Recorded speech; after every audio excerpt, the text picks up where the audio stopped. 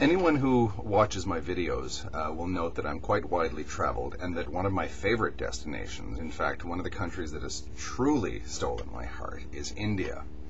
And you wouldn't really think that a country would have that effect on people, but it does. It's not just me. A lot of people hear India calling and they have no choice but to go.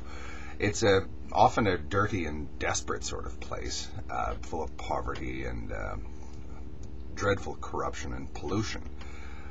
But when you see the country as a whole, it's quite a fascinating and, I would even say, beautiful place.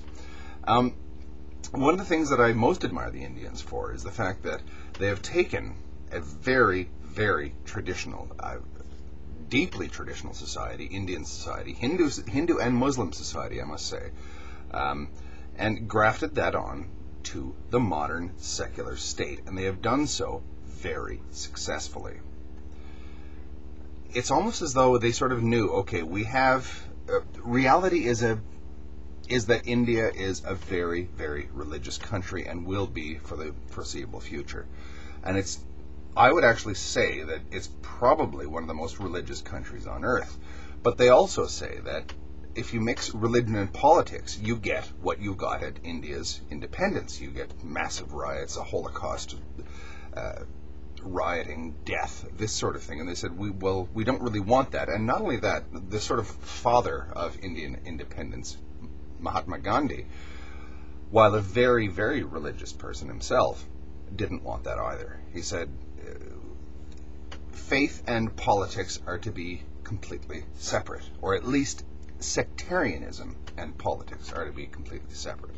There's nothing wrong with having a religious conviction that informs your politics, but it's not that's not quite the same thing as having a religious position that makes you dislike the other guy or fight for the interests of your own community.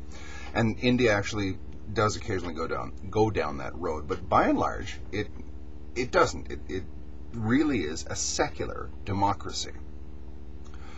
And I think that the world could learn a lesson from India as we sort of juggle or learn to come to grips with the interests of the secular and the religious.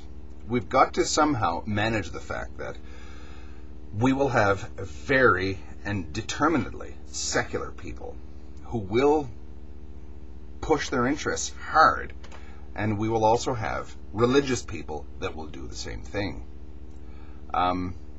I think that a close study of Indian politics actually might be a bit of a help in this regard. Thank you.